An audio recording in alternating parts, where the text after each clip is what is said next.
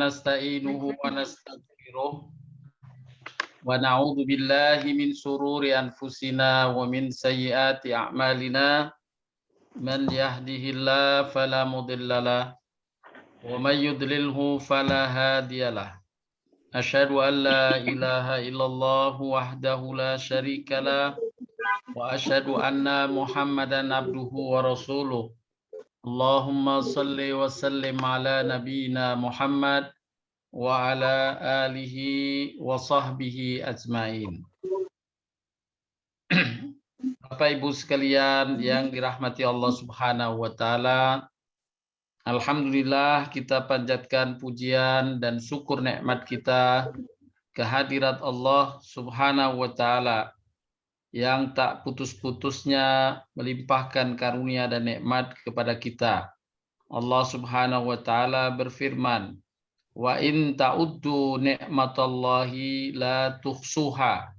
Jika kalian menghitung-hitung nikmat Allah, pasti kalian tak sanggup menentukan atau menghitungnya. Karena begitu banyaknya nikmat Allah.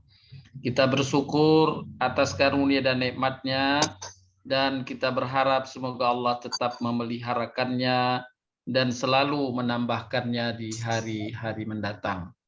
Amin ya rabbal alamin.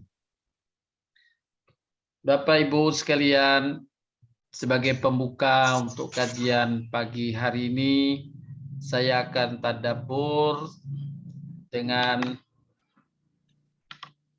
surat An-Nisa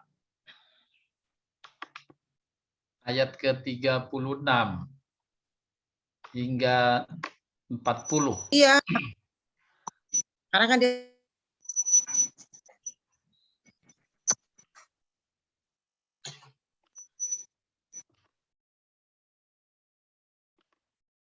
A'udzu billahi minasy syaithanir rajim.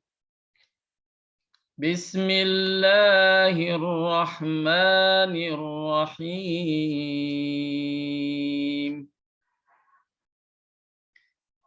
Wa'budullaha wa la tusyriku bihi syai'a.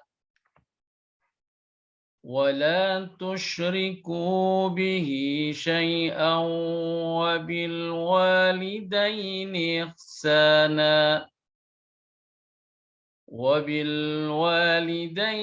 إحسانا وبذي القربى واليتامى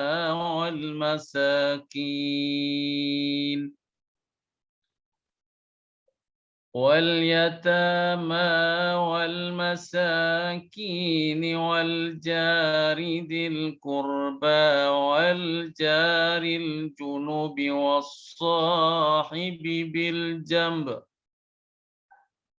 والصاحب بالجنب وابن السبيل وما ملكت أيمانكم إن الله لا يحب من كان مختالا فخورا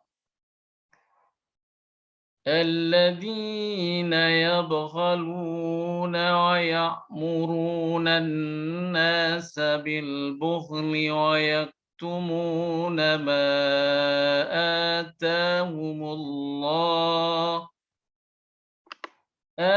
آتاهم الله من فضله وأعتدنا للكافرين عذابا مهينا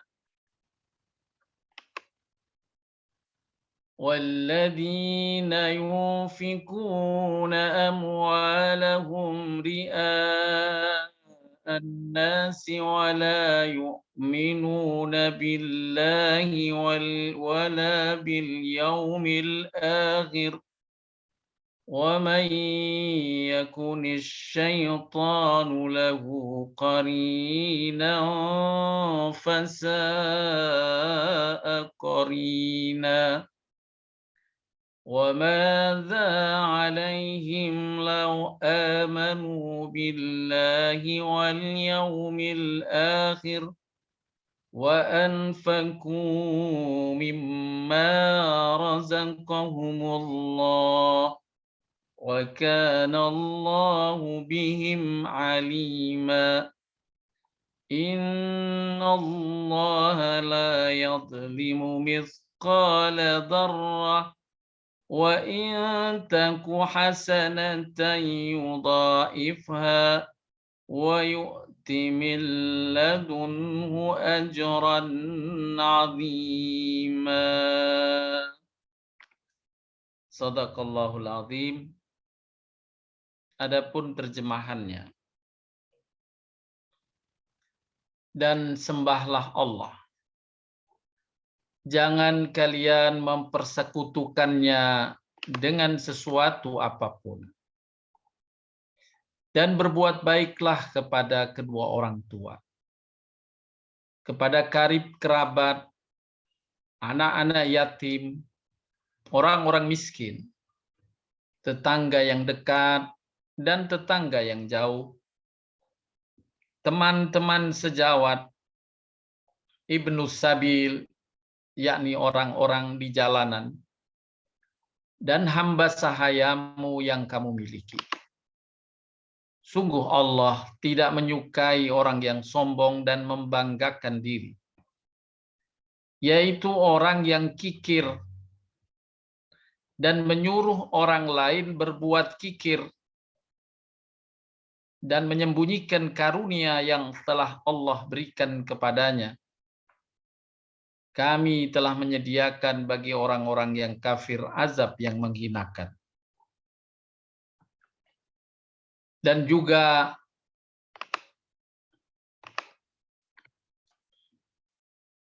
orang-orang yang menginfakkan hartanya karena riya dan kepada orang lain, yakni ingin dilihat atau dipuji. Dan orang-orang yang tidak beriman pada Allah dan hari kemudian. Barang siapa menjadikan setan sebagai temannya, maka ketahuilah setan itu adalah teman yang sangat jahat. Dan apa keberatan bagi mereka jika mereka beriman pada Allah dan hari kemudian ia menginfakkan sebagian rizki yang telah diberikan Allah padanya. Apa keberatannya? Allah Maha mengetahui keadaan mereka. Sungguh Allah tidak akan menzalimi seseorang walaupun sebesar zarrah, yakni sebesar atom. Jika ada kebajikan sekecil zarrah, sebesar atom, niscaya Allah akan melipat gandakannya dan memberikan pahala yang besar dari sisinya. Shadaqallahul Azim. Ayat yang baru saja dibacakan tercantum dalam surat An-Nisa dari ayat ke-36 hingga ayat 40 yang menyuruh kita hamba yang beriman menegakkan dua sisi amalan, yakni amalan memenuhi hak Allah, dan yang terutama adalah menyembahnya dengan tauhid, mengesahkan Allah, tidak menyekutukannya dengan yang lain, tidak berbuat syirik padanya. Kemudian perintah yang kedua, berbuat baik kepada sesama. Allah telah jelaskan tadi dalam ayat ke-36 dengan rinci kepada siapa saja kita diperintahkan berbuat baik. Yang dapat kita ambil kesimpulan pada dasarnya kepada setiap orang di lingkungan kita, hendaklah kita berbuat baik. Dari mulai orang yang dekat dengan kita, orang tua, kerabat, tetangga dekat, sahabat, lalu orang-orang di lingkungan kita yang membutuhkan lainnya.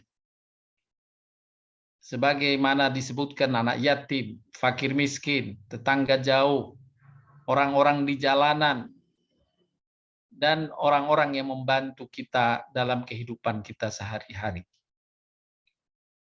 Allah perintahkan kita, hendaklah kita berlaku ihsan, berbuat baik kepada mereka. Siapa yang berbuat baik padanya Allah jamin pada akhir ayat, yakni ayat ke-40. Sungguh Allah tidak akan menzalimi seseorang walaupun sebesar zarah. Sedikit pun Allah tidak menzalimi.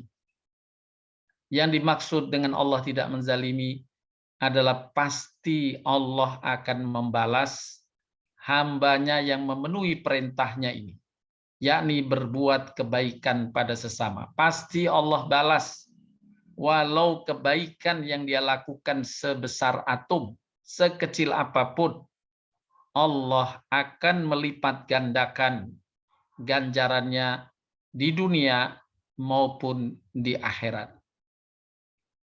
Dan siapa yang tidak memenuhi perintahnya ini, Allah golongkan sebagai hamba yang kikir. Dan Allah tidak menyukai hamba-hambanya yang kikir. Kekikiran adalah setara dengan kesombongan. Sehingga di dalam ayat yang telah disebutkan di atas, Allah menyamakan orang-orang yang kikir dengan orang-orang yang sombong. Inilah tadabbur kita pada pagi hari ini, semoga bermanfaat.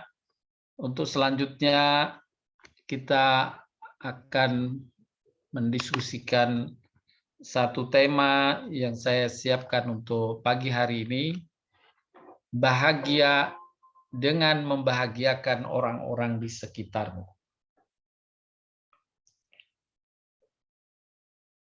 Bapak Ibu sekalian, berbahagia sendiri mengabaikan orang-orang di sekitar kita. Nabi Shallallahu Alaihi Wasallam dalam sebuah sabdanya menyebutkan, bukan golonganku. Bukan golonganku, kata Nabi. Orang yang bisa nyaman hidup di rumahnya, tetapi tetangganya kelaparan. Bukan golonganku. Islam, agama kita, Al-Quran, Rasulullah Muhammad SAW yang kita imani, semuanya mengajarkan, hendaklah engkau bahagia bersama orang-orang di sekitarmu. Jangan bahagia sendiri. Orang yang bahagia sendiri adalah salah satu bentuk kekikiran dan kesombongan. Oleh karenanya Nabi dengan tegas menyebutkan dalam sabdanya, bukan golonganku. Di dalam penjelasan Nabi Shallallahu Alaihi Wasallam lainnya, sebaik-baik amal soleh adalah engkau memasukkan kegembiraan, kebahagiaan kepada saudaramu yang beriman. Sebaik-baik amal soleh. Afdolul a'mal, kata Nabi SAW. Sebaik-baik amal soleh. Engkau memasukkan kegembiraan, membahagiakan saudaramu yang beriman. Dalam riwayat yang lain, walau kalian melakukannya dengan wajah berseri saja ketika berjumpa dengannya. Memasang wajah yang ramah dan berseri ketika berjumpa dengan saudara, sahabat, teman, sungguh ia merupakan amal soleh. Imam Ibnu Qayyim dalam satu pernyataan beliau menyatakan, jangan engkau meremehkan amal soleh berupa kegembiraan yang kau berikan, kebahagiaan yang kau berikan kepada saudaramu. Karena boleh jadi ia memberi pahala padamu dari sisi Allah, mendatangkan pahala bagimu di sisi Allah, lebih dari pahala ibadah-ibadahmu yang lain.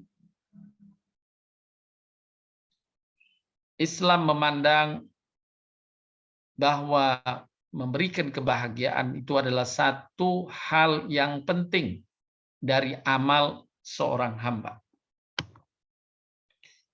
Dalam hadis riwayat Imam Bukhari Muslim, muttafaqun alaih, Nabi bersabda, yassiru wala tu'assiru, wabashiru wala tunaffiru. Permudahlah, jangan persulit ketika kita berhubungan dengan orang lain. Berikan kemudahan. Jangan kita berpikir mempersulitnya. Kalau kita bisa memudahkannya, kenapa harus kita mempersulitnya? Gembirakanlah mereka dan jangan buat mereka lari. Ini pesan Nabi SAW kepada sahabat-sahabatnya. Gembirakanlah mereka, jangan engkau buat mereka lari. Bapak Ibu sekalian yang dirahmati Allah Subhanahu wa taala. Hadis di atas boleh jadi cukup berat untuk diamalkan. Karena sifat tabiat manusia suka menyenangkan dirinya sendiri, fokus pada dirinya sendiri. Setelah selesai urusan diri, maka baru dia melihat orang lain. Itulah sifat umumnya manusia. Egois dan kikir. Bahkan mungkin saja ada manusia bersikap seperti yang disebutkan dalam pepatah. Senang orang lain susah, dan susah kalau orang lain senang. Na'udzubillahi min dzalik. Kalau ada orang lain susah, dia gembira. Ada temannya, ada kerabatnya yang susah, dia gembira. Tentu insya Allah kita terhindar dari perilaku dan sikap semacam ini. Allah Subhanahu wa taala menyinggung tentang umumnya sifat manusia sebagaimana dijelaskan dalam surat Al-Ma'arij. Innal insana khuliqa halu'a idza massahu asy-syarru jazu'a wa idza massahu al-khairu manu'a illal musallin alladzina hum ala salatihim daimun walladzina fi amwalihim haqqum ma'lum lis-sa'ili wal mahrum. Sesungguhnya manusia diciptakan bersifat suka berkeluh kesah lagi kikir. Allah ciptakan umumnya manusia suka berkeluh kesah lagi kikir. Apabila ia ditimpa kesusahan sedikit, ia berkeluh kesah. Apabila ia mendapatkan kebaikan, ia amat kikir. Kecuali orang-orang yang mengerjakan salat, yang mereka itu istiqomah mengerjakan salatnya. Dan orang-orang yang di dalam hartanya tersedia bagian tertentu bagi orang miskin yang meminta, dan orang yang tidak punya apa-apa yang tidak mau meminta. Allah memuji mereka yang istiqomah dalam sholatnya, dan ada di benaknya selalu menyisihkan dari hartanya untuk orang lain, berbuat baik pada orang lain. Merekalah yang insya Allah Allah bebaskan dari sifat keumuman ini, yaitu menjadi tenang hatinya, tidak suka berkeluh kesah, dan memiliki sifat kedermawanan, tidak kikir.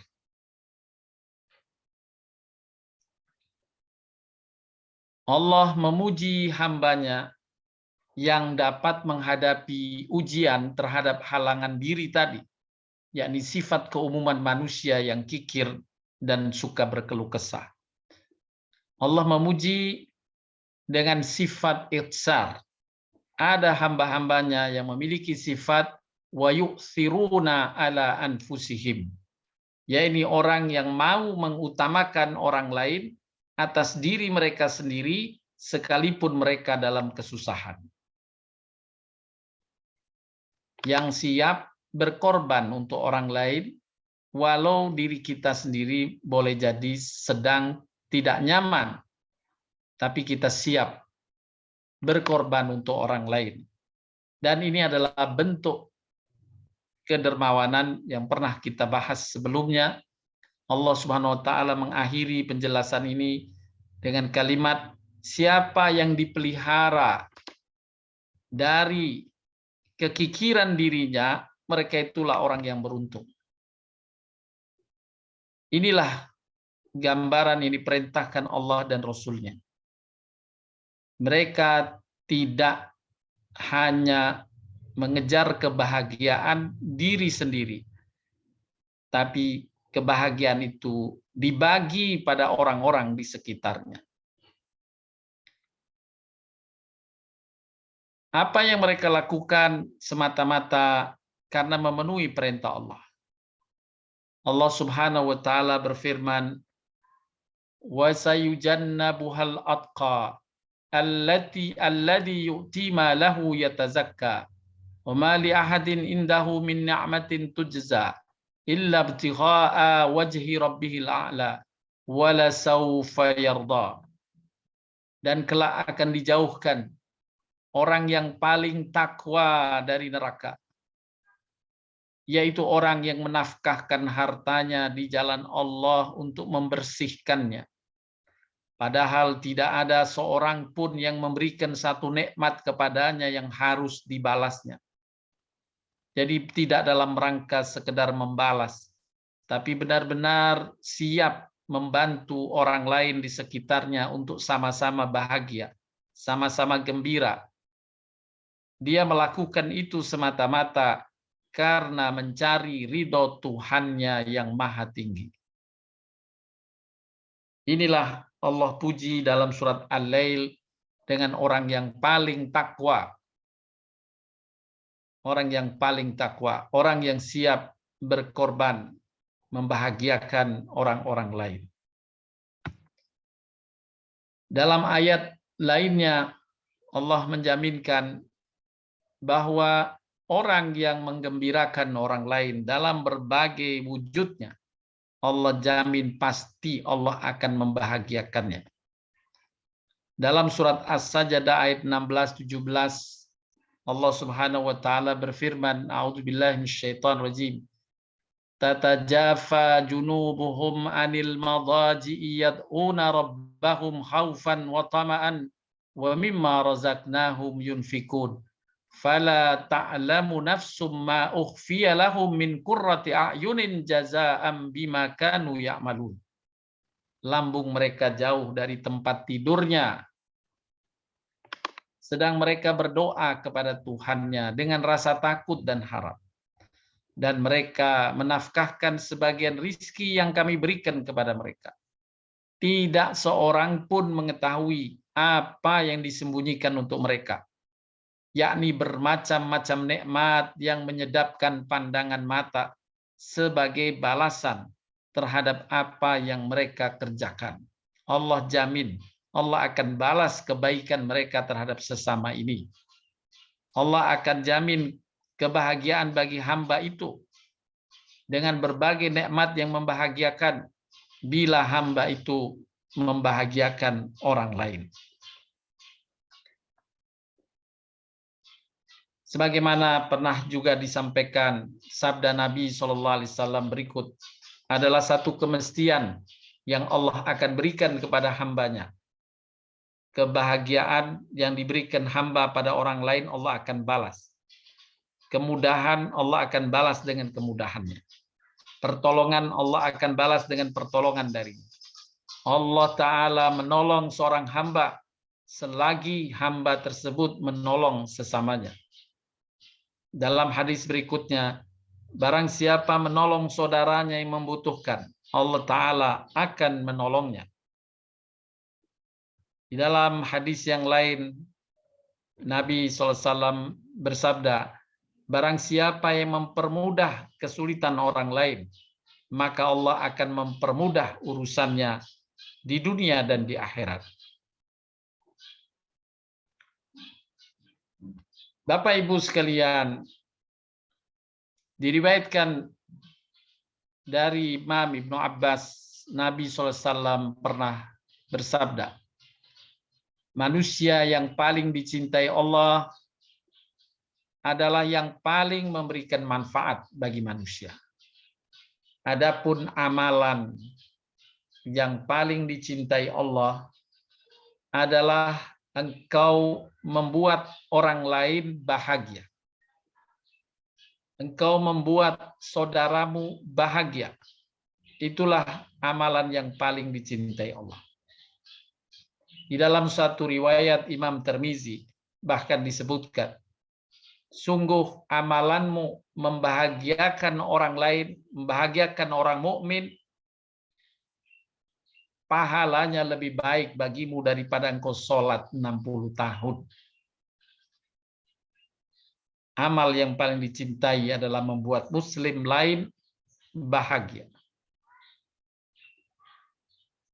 Di dalam kitab Al-Mawaid Al-Usfuriyah, yang di antara isi dari kitab ini membahas ganjaran atas seseorang yang membuat orang lain bahagia dan senang.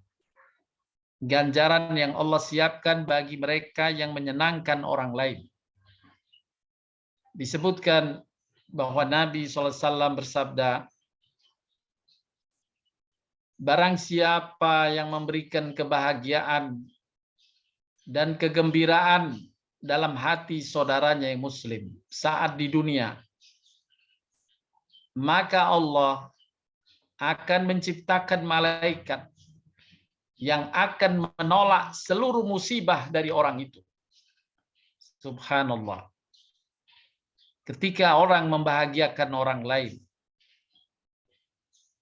maka Allah akan menciptakan malaikat khusus yang bertugas menjaga hamba itu agar tidak tertimpa musibah. Kemudian ketika hari kiamat tiba, maka malaikat itu akan mendampinginya menjadi sahabat sejati. Ketika terjadi sesuatu yang mengerikan, maka malaikat itu akan berkata, jangan takut. Lalu hamba itu bertanya, siapa engkau? Maka malaikat itu berkata lagi, aku adalah kebahagiaan dan kegembiraan yang engkau berikan pada saudaramu di waktu di dunia. Allah wujudkan kegembiraan itu dalam bentuk malaikat yang mendampingi hamba yang memberikan kebahagiaan dan kesenangan pada saudaranya. Begitu besar pahala yang Allah janjikan dan Nabi sabdakan berkaitan dengan amal membahagiakan orang lain. Oleh karenanya Bapak Ibu, Nabi SAW berpesan, jangan engkau meremehkan upayamu membahagiakan atau menyenangkan orang lain. Imam Luqayyim berkata, sesungguhnya amal yang paling disukai Allah setelah melaksanakan berbagai hal yang wajib adalah menggembirakan orang lain. Bapak Ibu sekalian yang dirahmati Allah Subhanahu wa taala.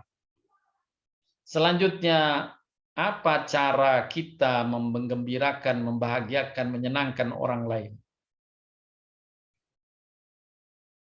Yang terpenting adalah upaya kita menggembirakannya tidak melanggar aturan syariah. Bisa dilakukan dengan perkataan yang menyenangkan.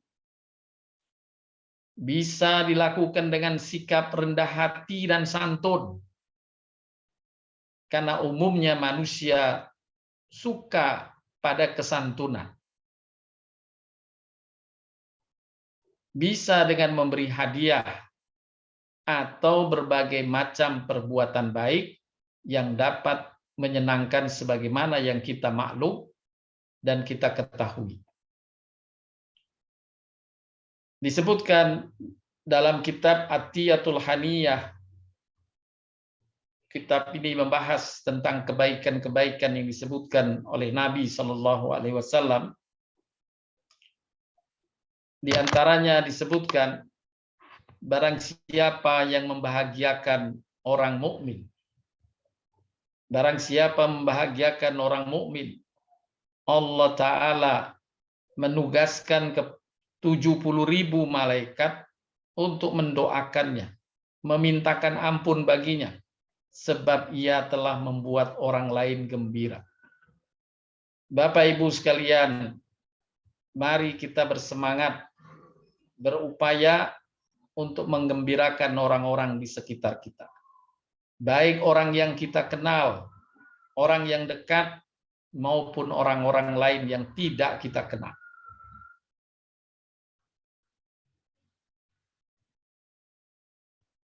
Dalam kitab yang lain disebutkan bahwa dikabarkan ada seorang hamba yang diampuni dosa-dosanya oleh Allah Subhanahu wa Ta'ala, bukan karena sholatnya, bukan karena puasanya, dan bukan karena hajinya. Sebagaimana kita tahu, ada hadis khusus yang memang menjelaskan sesungguhnya sholat kita menjadi sebab pengampunan dosa-dosa dari Allah.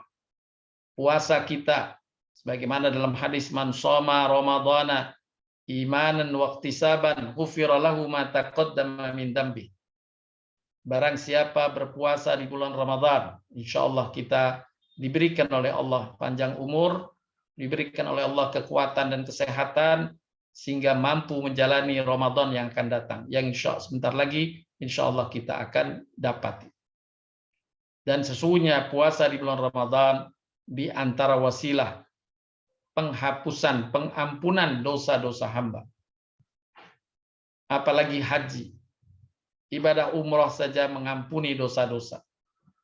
Dan haji tentu lebih banyak lagi dosa-dosa. Sebagaimana dikabarkan dalam hadis, ibadah haji yang mabrur, tidak ada balasan baginya kecuali surga. Dosa-dosa hamba yang melakukannya dihapuskan seperti ia baru lahir dari rahim ibunya. Kemudian ada juga wasilah pengampunan dosa yang bukan dari sholat, bukan dari puasa, bukan dari haji. Akan tetapi disebutkan karena amalan membahagiakan orang lain. Kemudian disebutkan dalam hadis ini, ada orang yang berlumur dosa, namun kemudian Allah melebur dosa-dosanya. Nabi bertanya kepada malaikat Jibril yang mengabarkan tentang hal ini. Wahai Jibril, apa gerangan yang menyebabkan Allah mengampuni dosa-dosa hamba itu? Kemudian malaikat Jibril menjawab pertanyaan Nabi SAW. Allah mengampuni dosa-dosa hamba itu karena ia membahagiakan anak kecil. Subhanallah. Membahagiakan anak kecil. Padahal kita tahu Bapak Ibu, anak kecil ini orang yang sangat mudah untuk dibahagiakan sebenarnya. Kita hanya menggerakkan tangan biasa saja, tanpa ngeluarin duit, kita juga bisa membahagiakan anak kecil. Inilah kemurahan Allah. Memberikan kabar melalui malaikat Jibril yang disampaikan kepada Nabi-Nya Muhammad SAW dan tersampaikan kepada kita Allah banyak mengampuni dosa hamba karena ia membahagiakan anak kecil. Kemudian malaikat Jibril melanjutkan penjelasannya. Suatu ketika orang ini pulang dari bepergian. Kemudian ia memasuki rumahnya. Dan ia disambut oleh anaknya yang masih kecil. Lalu ia memberikan buah tangan oleh-oleh untuknya. Yang membuat sang buah hati gembira. Kegembiraan anak inilah yang mengakibatkan ia memperoleh kafaratuz dzunub, pengampunan dosa-dosanya dari Allah Azza wa Jalla. Subhanallah. Bapak Ibu, mari kita renungkan hadis sahih dari Nabi sallallahu alaihi wasallam yang mengabarkan begitu besar pahala ganjaran ridha Allah atas hambanya yang beriman, yang membuat orang lain bahagia. Bukan orang dewasa yang diberikan contoh ini. Seorang anak kecil yang mungkin belum tahu tentang hakikat bahagia dan senang. Hanya dihibur dengan buah tangan saja. Dia sudah gembira, dan orang yang membawa oleh-oleh ini, ayahnya atau ibunya atau keluarganya yang membawa oleh-oleh ini, mendapatkan ampunan dari Allah Subhanahu wa taala atas dosa-dosanya. Bapak Ibu sekalian yang dirahmati Allah Subhanahu wa taala. Di antara yang diperintahkan di dalam Al-Qur'an dan dijelaskan oleh Nabi Shallallahu alaihi wasallam dalam kita membahagiakan orang lain, orang-orang di sekitar kita, baik yang dekat maupun yang jauh, baik yang kita kenal atau yang tidak kita kenal, adalah dengan perkataan yang baik. Berkata-katalah, berbicaralah dengannya dengan pembicaraan yang baik. Tidak kasar, tidak menyakitinya. Gembirakan dia dengan ucapan-ucapan yang baik. Yang terutama dikabarkan di dalam Al-Quran adalah ucapan terhadap kedua orang tua. Allah Subhanahu wa taala berfirman, dan Tuhanmu memerintahkan agar kamu jangan menyembah selain Allah, dan hendaklah berbuat baik kepada ibu bapak. Jika salah seorang di antara keduanya atau kedua-duanya sampai berusia lanjut dalam pemeliharaanmu, maka sekali-kali jangan engkau mengatakan kepada keduanya perkataan "ah", dan jangan engkau membentak keduanya. Ucapkanlah kepada keduanya perkataan yang baik. Ucapkanlah kepada keduanya perkataan yang baik. Kenapa Allah perintahkan begini? Tiada lain agar kita memberi kebahagiaan kepadanya. Karena kata-kata yang baik bisa menyenangkan orang lain. Di dalam surat Al-Baqarah, Allah berfirman pula yang memerintahkan kita untuk berkata-kata baik pada sesama. Ingatlah ketika kami mengambil janji dari Bani Israel. Jangan kamu menyembah selain Allah. Berbuat baiklah kepada kedua orang tua, kepada kerabat, kepada anak yatim, kepada orang miskin, dan bertutur katalah yang baik kepada manusia. Bertutur katalah yang baik kepada manusia. Allah sebut perintah ini, Bapak Ibu, sebelum Allah perintahkan sholat dan zakat. Imam As-Sabuni dalam kitab tafsirnya Ayatul Ahkam telah menjelaskan, memberikan guidance, kalau Allah mengurut satu perintah, maka perintah yang diurut di depan itu agar diberi perhatian lebih. Allah memuliakan amalan yang disebut di depan lebih tinggi. Seperti Allah menyuruh kita berbuat baik, mesti yang disebut lebih dulu adalah berbuat baiklah kepada orang tua. kemudian kepada kerabat. Disebut kepada tetangga, tetangga dekat dulu, baru tetangga jauh. Nah, di dalam rangkaian ayat ini, Allah menyebut dulu, bertutur katalah yang baik kepada manusia, kemudian laksanakanlah sholat, tunaikanlah zakat. Urutan ini sengaja Allah sebutkan, bukan kebetulan. Allah menyebutkannya agar kita hamba yang beriman memperhatikan urutan ini. Bahwa bertutur kata yang baik pada manusia mendapatkan pahala yang tinggi di sisi Allah Subhanahu wa Ta'ala. Bapak Ibu sekalian yang dirahmati Allah Subhanahu wa Ta'ala, berbuat baik yang diperintahkan, diantaranya dengan bertutur kata yang membahagiakan orang-orang yang kita sedang berbincang dan berbicara dengannya. Kemudian disebutkan pula dalam ayat-ayat lainnya, agar kita membahagiakan orang lain dengan kata-kata dan tidak menyakiti orang lain dengan kata-kata.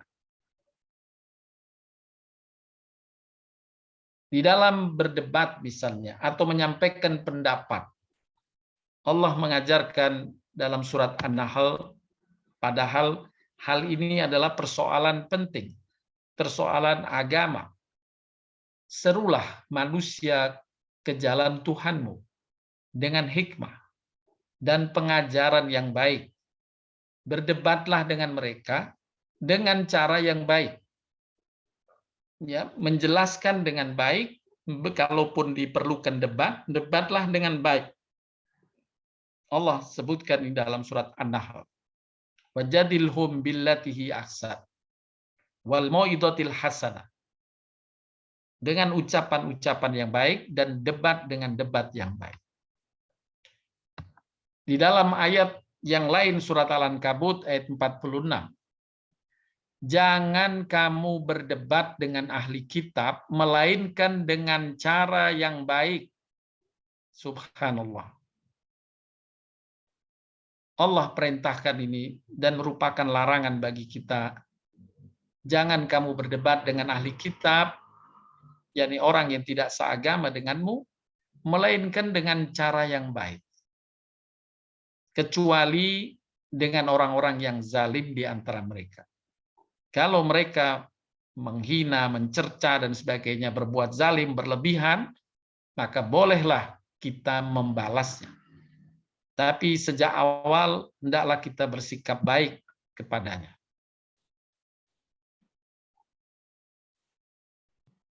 Kemudian bentuk kebahagiaan yang dapat kita lakukan pada sesama.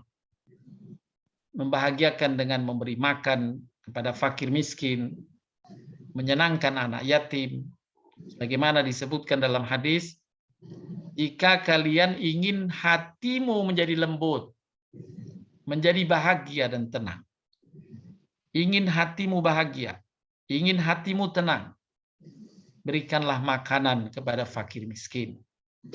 Dan usapkanlah tanganmu ke kepala anak yatim. Usapkanlah kepalamu ke kepala anak yatim. Artinya, berbuat baiklah kepadanya, menyenangkanlah dia. Ya. Dan berkasih, sifat kasihlah kepada dia, anak yatim. Kita usap kepalanya. Ya. Tentu bukan diusap-usap saja, Bapak Ibu. Kita berikan kebaikan yang menyenangkannya, apakah oleh-oleh, ya. Kemudian kita usap.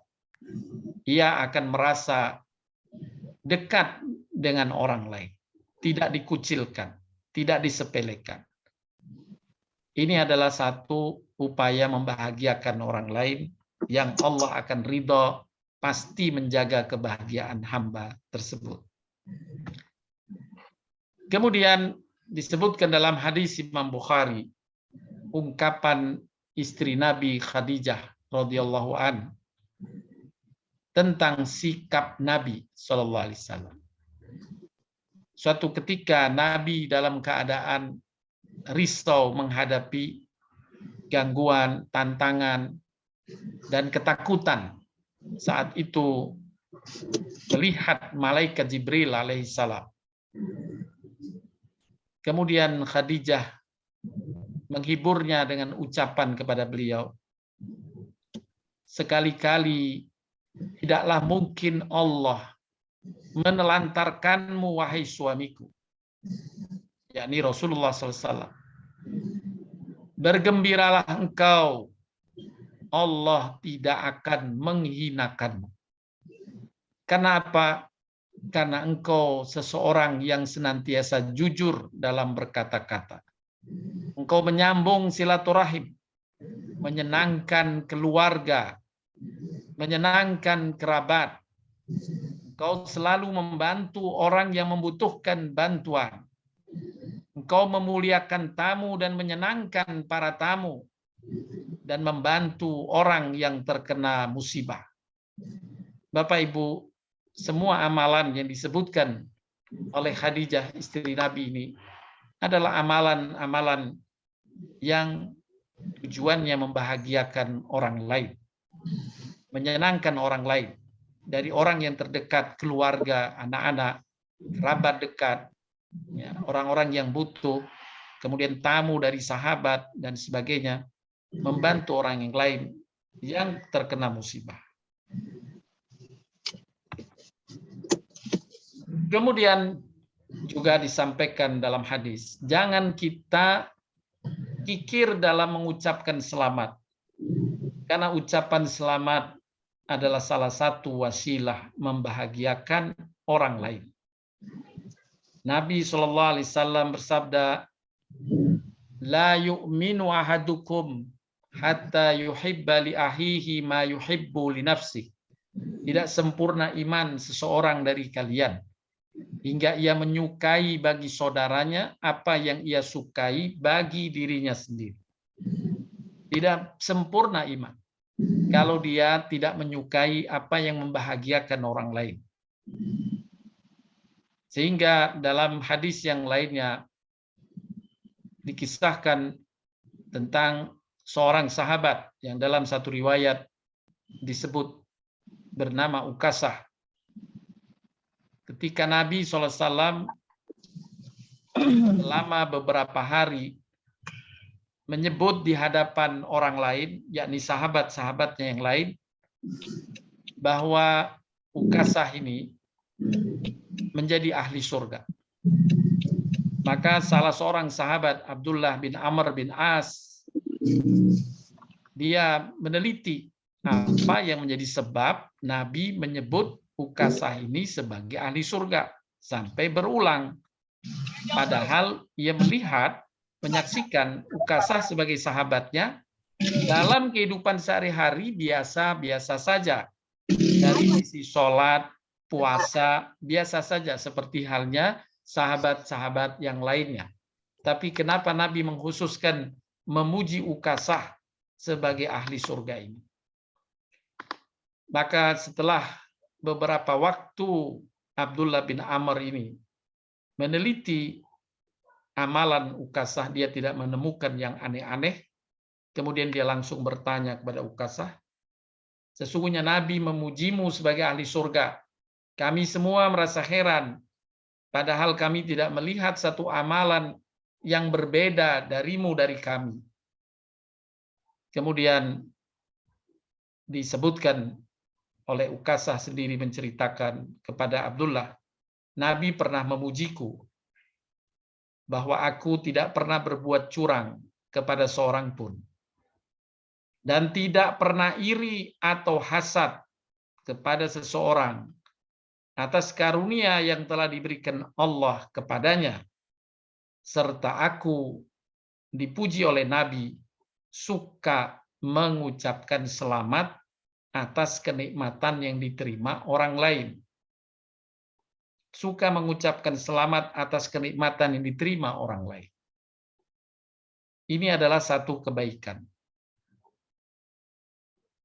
Ini di antara cara menggembirakan orang lain.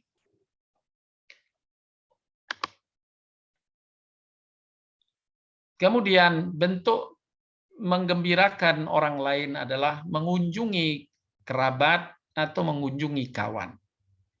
Sebagaimana disebutkan dalam hadis, seorang hendak mengunjungi temannya karena Allah, maka Allah mengutus malaikat padanya. Malaikat itu bertanya pada hati hamba, hendak kemana engkau pergi? Hati hamba itu menjawab, aku berkunjung ke tempat fulan, kepada si Anu misalnya. Malaikat bertanya, apa ada keperluanmu padanya? Orang itu menjawab, tidak. Malaikat bertanya, apa karena ia berjasa padamu? Orang itu menjawab, tidak.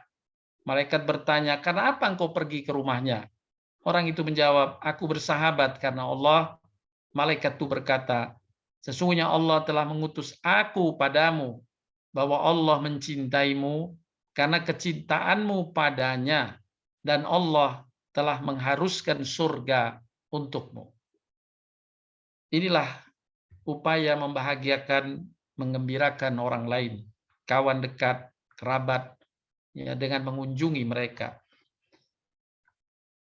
Dalam hadis berikutnya disebutkan tiada seorang muslim yang menjenguk orang muslim pada waktu pagi, melainkan dia didoakan oleh 70.000 malaikat hingga sore hari.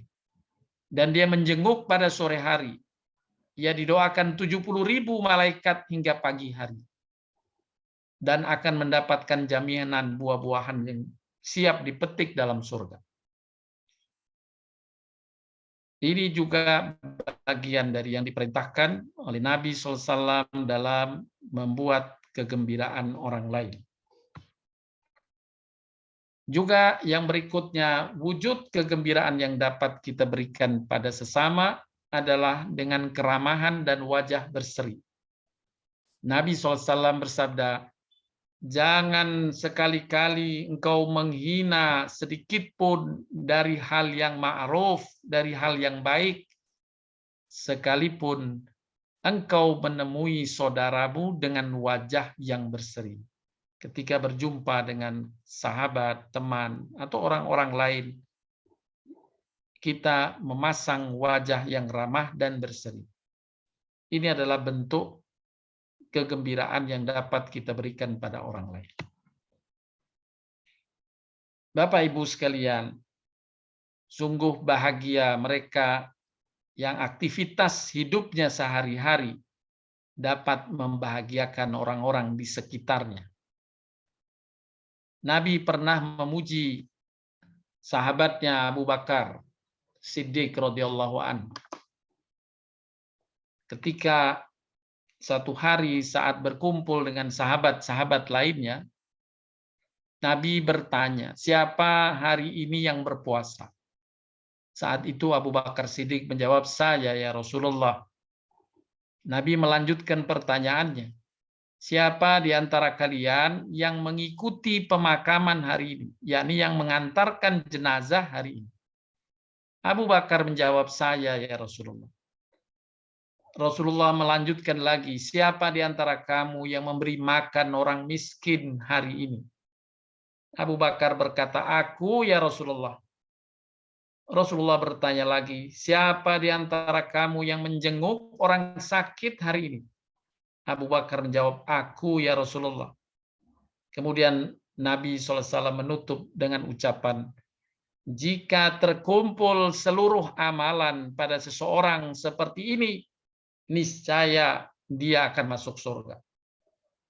Hadis ini menggambarkan, Bapak Ibu sekalian, banyak peluang sehari-hari kita untuk memberi kebahagiaan orang lain. Di rumah, di kantor, di jalanan sekalipun, kita bisa membahagiakan orang lain.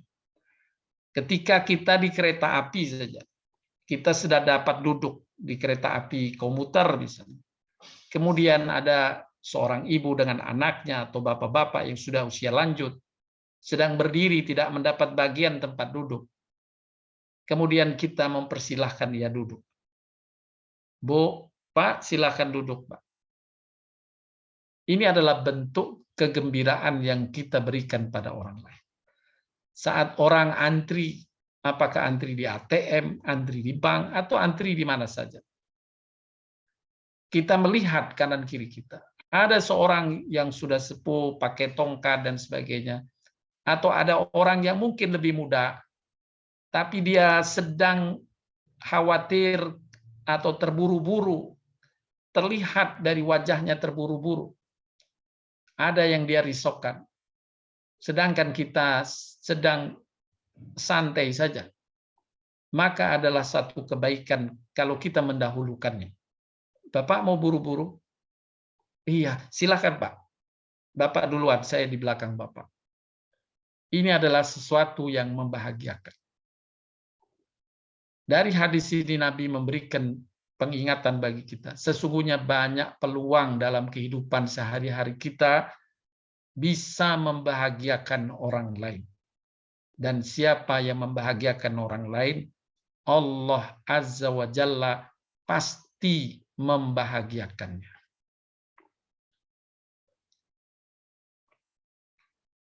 Di dalam hadis lainnya, bentuk-bentuk bagaimana kita membahagiakan orang lain.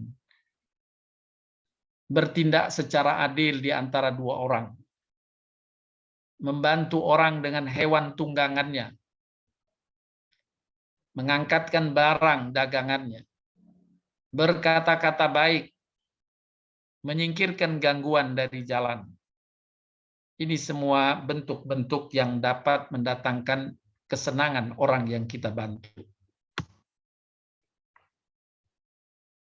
Mengangkat kesusahan orang lain, membayarkan hutangnya, menghilangkan rasa laparnya, mengantarkannya untuk memenuhi satu kebutuhan.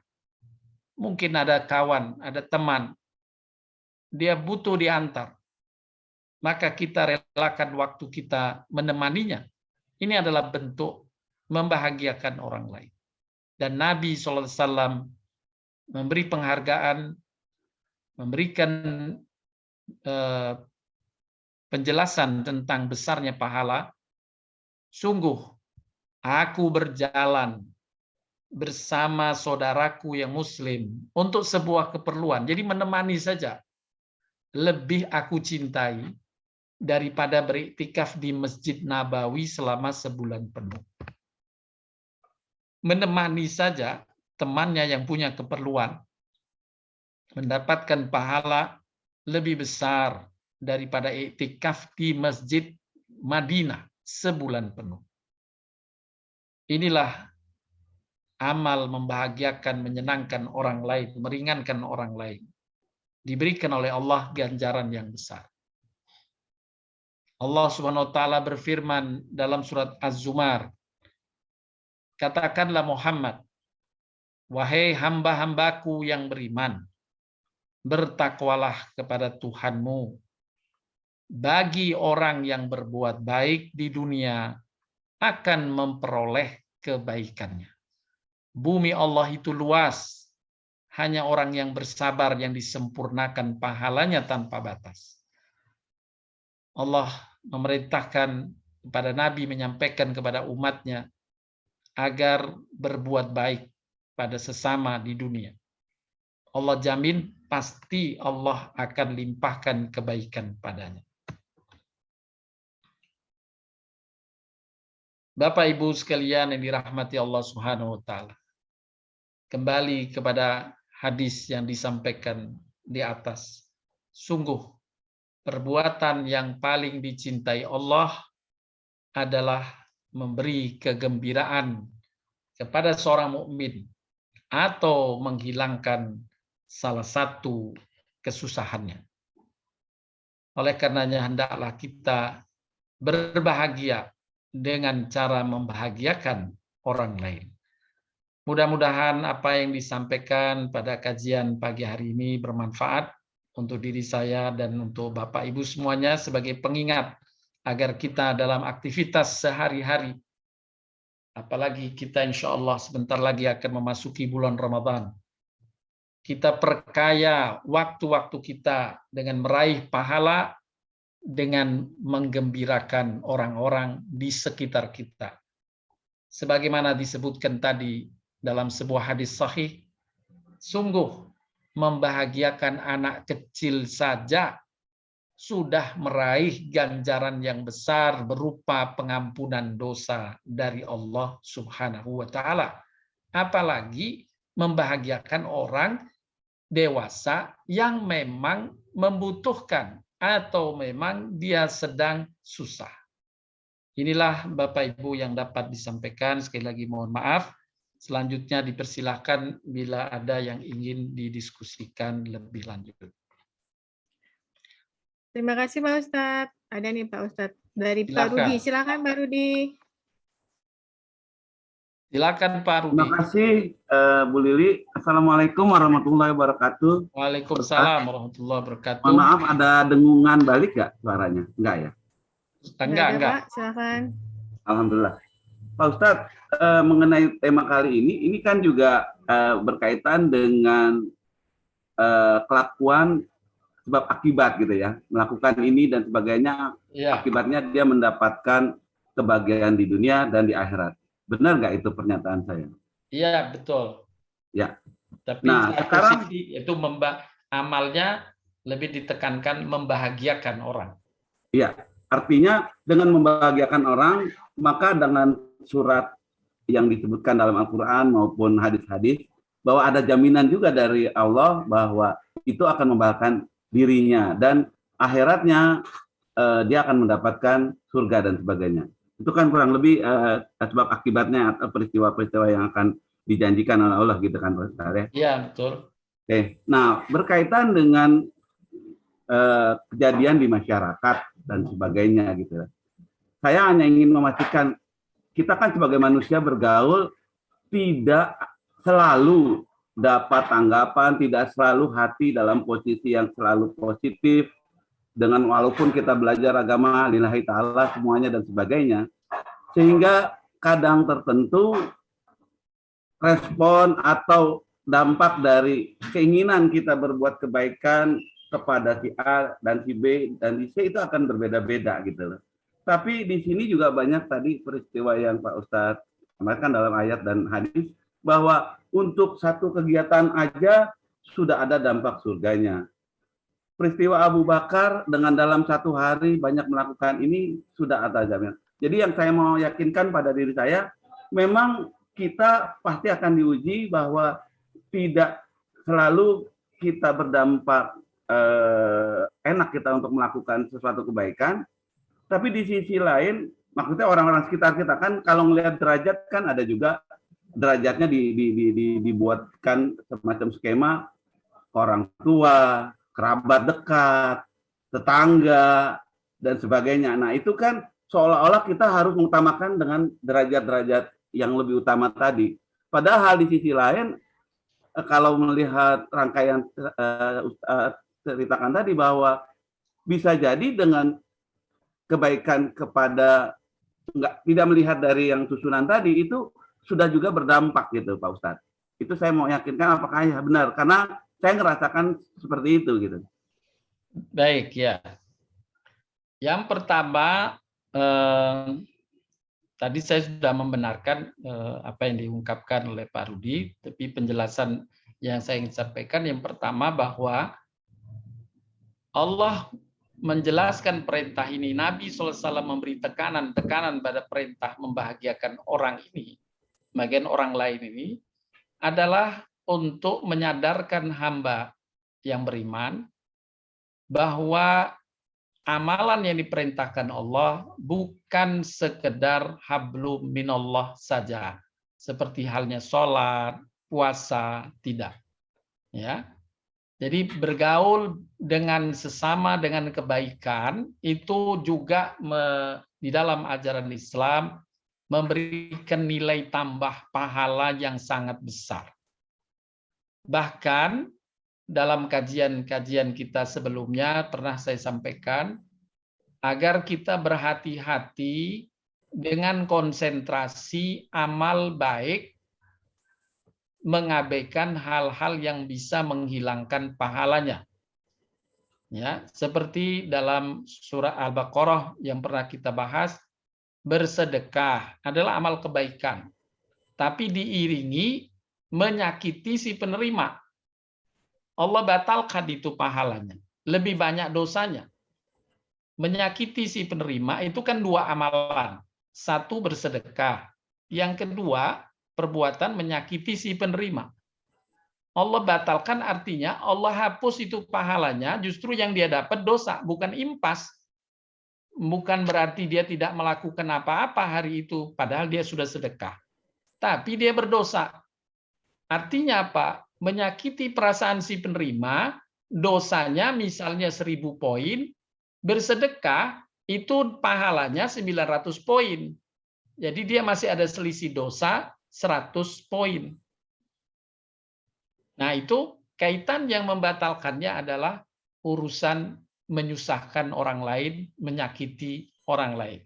Nah, ini yang pertama yang kita perlu pahami.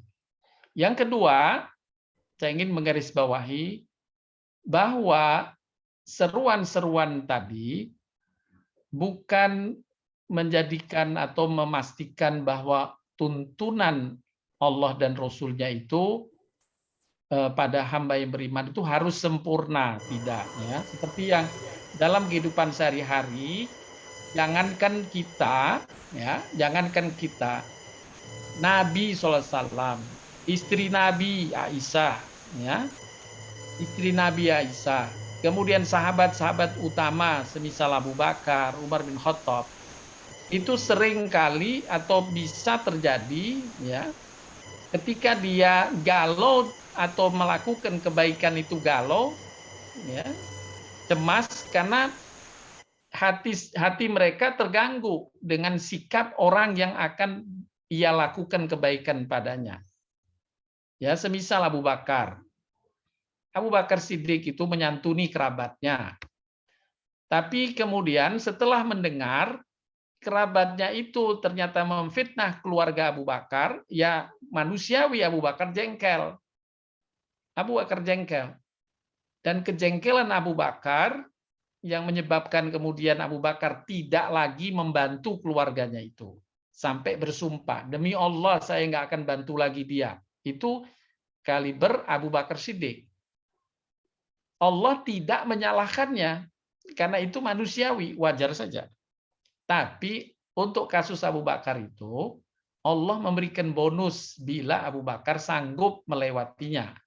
Wahai Abu Bakar, ya kurang lebih makna ayat yang Allah turun kepada Nabi Muhammad, dan Nabi menjelaskan Abu Bakar, wahai Abu Bakar, apa yang kamu lakukan tidak berdosa, ya karena engkau dizalimi, maka karena engkau dizalimi, ya sah-sah saja engkau berbuat sesuai membalas kezaliman itu, tidak berbuat baik lagi padanya.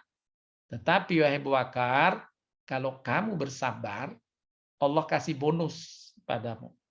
Ya, di surat An-Nur ayat 22, Allah menjelaskan tentang bonus kepada Abu Bakar itu. Maka Abu Bakar lebih mementingkan bonus dari Allah itu. Ya, jadi dia tetap berbuat baik pada kerabatnya untuk meraih bonus, padahal sebenarnya dari sisi hukum Abu Bakar itu sah-sah saja.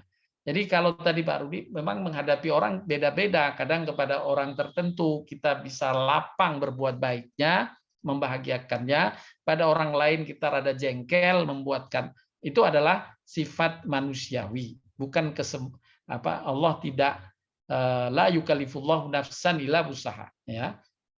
Allah tidak membebani kecuali dengan kesanggupannya. Tapi Allah kasih bonus bila kita dapat meraihnya.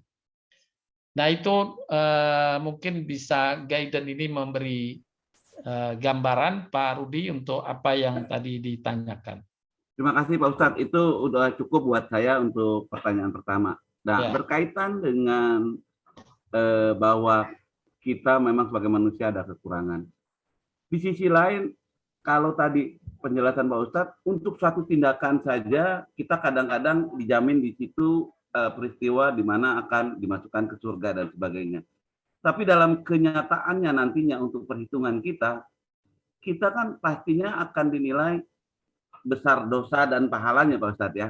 Artinya bahwa kita jangan yakin juga dengan suatu perbuatan yang ada jaminan ini terus kita fokus ke sana, padahal baik hablum minanas atau hablum minanas yang lainnya kita kurang sensitif terhadap itu. Sehingga Betul, ya. menurut saya untuk diri kita, bahwa kita tetap harus selalu melakukan itu kepada siapa saja dan kapan saja gitu Pak Ustadz ya.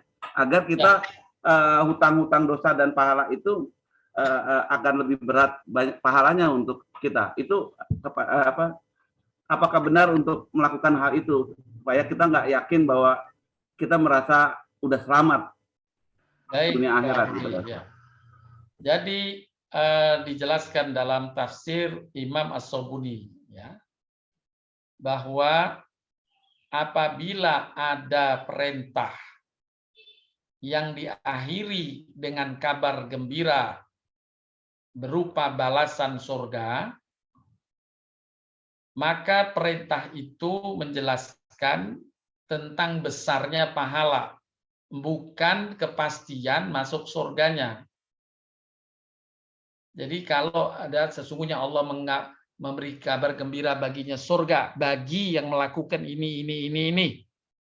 Itu menegaskan dari sisi balagha atau bahasa Al-Qur'an menjelaskan tentang besarnya pahala amalan itu.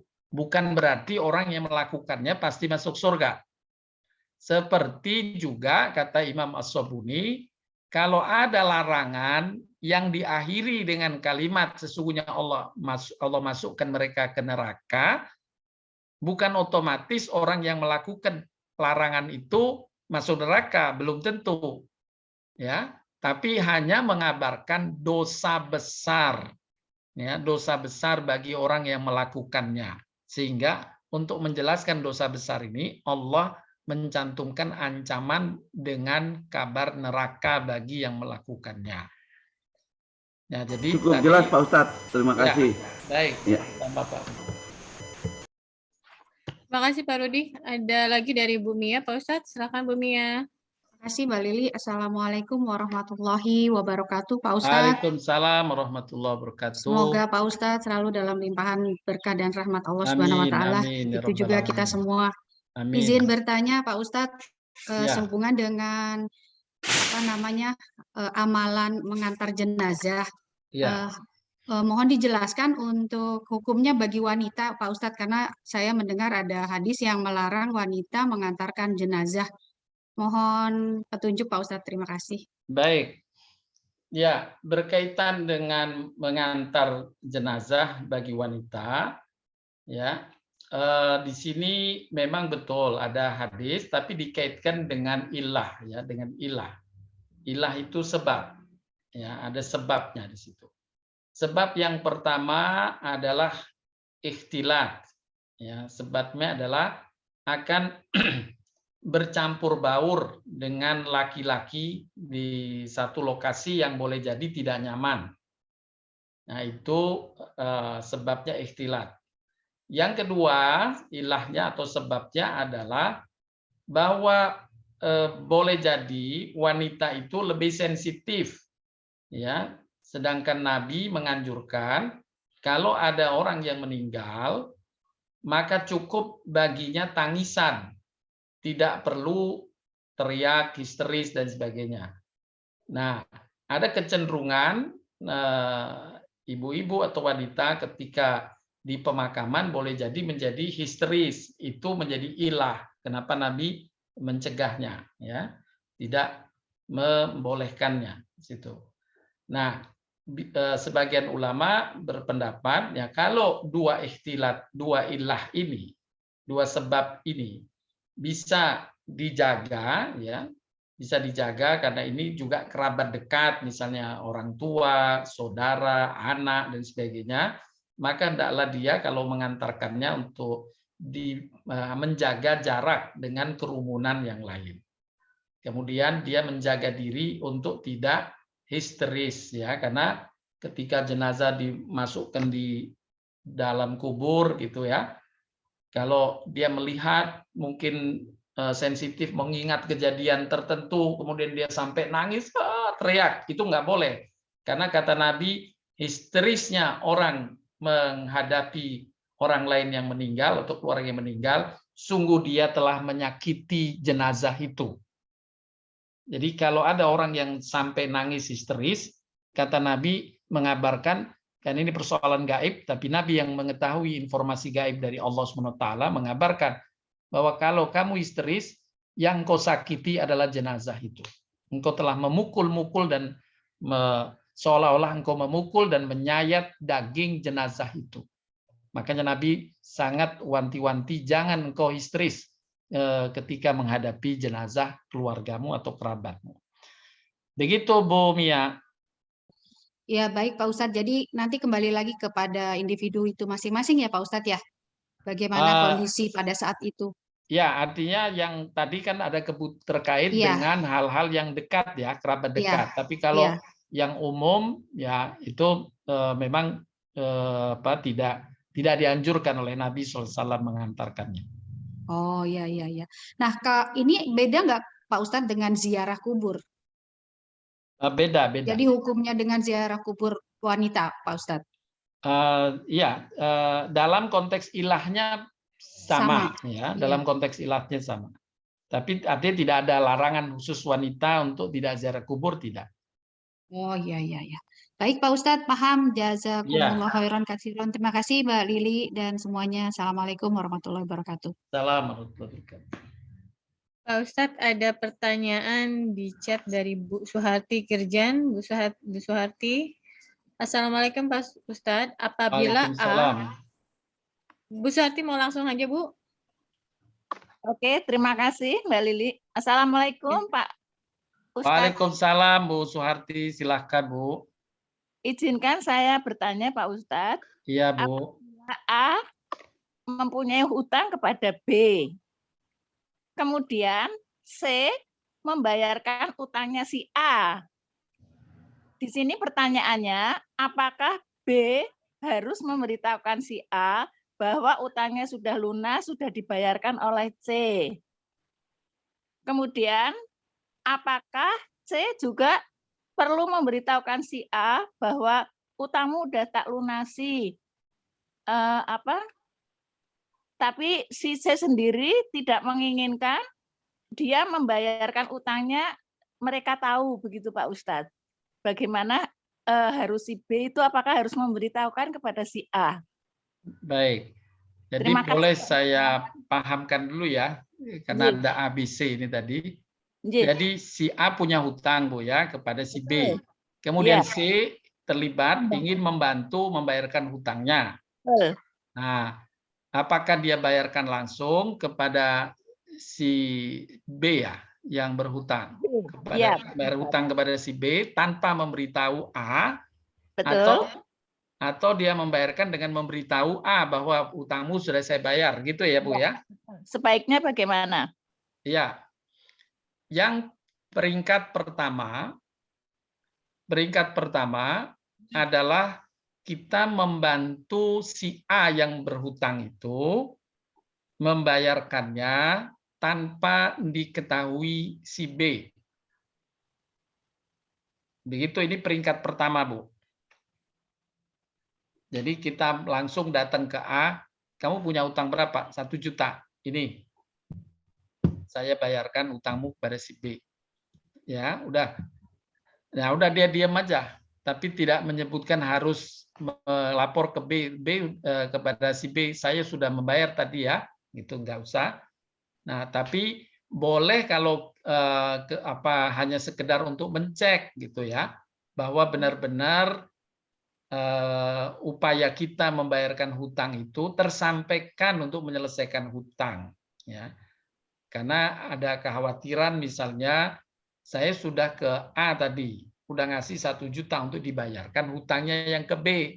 Betul, tapi Pak, oleh si A nggak dibayarkan gitu. Nah, sehingga boleh saja kita bertanya ya, boleh bertanya, tapi tidak dalam upaya memberitahu bahwa saya sudah membayar. Ini tingkatan pertama. Ya, kemudian yang kedua, di bawah artinya dibolehkan ya dengan mempertemukan A dan B. Yuk kita makan. Kamu utang berapa ke B? 1 juta. C-nya menanya kepada si B, berapa utang dia? 1 juta. Udah ini ya, diberitahu si A-nya tahu, si B juga tahu bahwa kita yang sedang bayarin. Iya Pak Ustadz. Jadi boleh juga, tidak apa-apa. Hanya derajat yang pertama lebih tinggi karena apa? karena dia termasuk bagian dari berbuat baik tangan kanan, tangan kiri tidak tahu. Tahu. Ya Pak Ustadz. Begitu Bu Suharti. Kalau peran si B ini karena bendahara Pak Ustadz, Ya. menerima uang dari si C, apakah Iya. si B juga berkewajiban memberitahukan si A bahwa utangmu sudah lunas, begitu Pak Ustadz? Oh iya, harus. Kalau dalam konteks seperti tadi, jadi kita membayarnya langsung ke B, tidak melalui tangan si A. Kalau tadi kan melalui tangan si A, kita memberikannya ke A langsung yang membayarkan ke B. Ya kan? Nah, kalau sekarang kita ketemu si B dan pembayarannya langsung ke B, udahlah selesai lunasi deh dari kita langsung ke B. Maka si B harus memberitahu kepada si A bahwa supaya utangnya sudah terlunasi. Ya. Supaya apa? Supaya si A nggak mikirin terus utangnya. Iya, karena takutnya nanti sampai terbawa mati belum Iya, lunas. kalau dia kepikiran terus kan berarti kita membuat susah terus, padahal sudah selesai urusannya. Iya Pak Ustadz. Terima Begitu. kasih Pak Ustadz atas. Sama-sama, sehat selalu Bu Suharti. Assalamualaikum warahmatullahi wabarakatuh. Pak Ustadz, hari ini Ya. sudah habis Pak Ustadz. Di Baik. teks nggak ada lagi. Bu Sofi ada pertanyaan Bu Sofi? Rupanya tidak ada Pak Ada Ustadz. yang lain Bapak Ibu, dipersilahkan kalau ada. Pak Arta, Pak Arta? Pak Artanya nggak ada Afifanya aja. Mbak Nggak Lili, ada, kalau Pak. nggak ada, boleh tanya satu lagi Mbak Lili. Boleh, silakan Bu. Terima kasih. Pak Ustadz berkenaan Ya. dengan ucapan selamat. Ucapan selamat apa saja yang bisa disampaikan kepada yang sedang mungkin melahirkan putra, mungkin berulang tahun, atau mungkin pulang dari haji, begitu Pak Ustadz. Mohon Iya. penjelasannya. Ya, semua kenikmatan yang menyenangkan orang lain, maka boleh kita mengapresiasi dengan ucapan selamat dan doa. Ya, kita dianjurkannya ucapan apresiasinya itu bukan sekedar selamat, tapi ada doa. Semisal orang yang sembuh dari sakit, misalnya kita doakan, ya. Selamat Bu ya, semoga tetap terjaga kesehatannya, penuh berkah, semoga sakitnya yang kemarin menjadi penghapus khilaf dan dosa, karena memang Nabi menyebutkan bahwa sakitnya orang beriman itu sebagai rahmat dari Allah SWT, sebagai alat penghapus dosa-dosanya. Jadi misal itu. Kemudian tadi yang punya cucu atau punya anak diucapkan selamat ya, semoga jadi anak soleh dan soleha. Jadi ada diiringi doa. Semoga berkah ya jabatannya. Ya, semoga mobil barunya Masya Allah. Selamat Bu, semoga berkah. Nah, jadi itu diucapkan. Ya, kecuali hal-hal yang memang Allah larang berkaitan dengan akidah. Semisal, mohon maaf, selamat Natal. Itu jelas karena Allah di dalam surat Maryam menyebutkan bahwa Allah Subhanahu wa taala murka ketika ada orang yang berkata bahwa Allah punya anak. Nah, ini secara khusus memang ada dalil untuk tidak menyampaikannya, sama dengan kita tidak boleh mengucapkan selamat atas kesuksesan berbuat keburukan, ya, berbuat keburukan. Tidak boleh kita mengucapkan selamat untuk yang berbuat buruk. Misalnya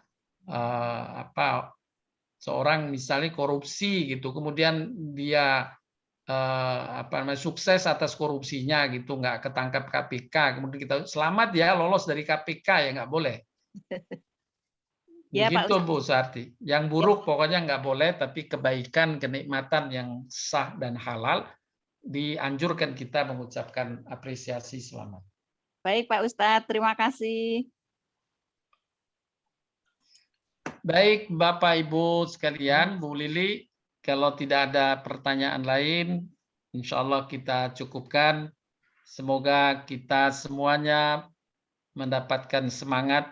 Diri saya juga mendapatkan semangat dengan ayat dan hadis Nabi SAW yang menjelaskan tadi, hendaklah kita berbuat membahagiakan dan menyenangkan orang-orang di sekitar kita. Ya, orang-orang di sekitar kita. Mudah-mudahan dengannya Allah akan membahagiakan kita dan menyenangkan hidup kita dunia dan akhirat. Amin. Demikian Bapak Ibu yang bisa disampaikan. Sekali lagi mohon maaf bila ada kata yang kurang berkenan. Kita tutup dengan kafarat majelis. Subhanakallahumma wa bihamdika asyhadu an la ilaha illa anta astaghfiruka wa atubu ilaik. Wabillahi taufiq wal hidayah. Wassalamualaikum warahmatullahi wabarakatuh.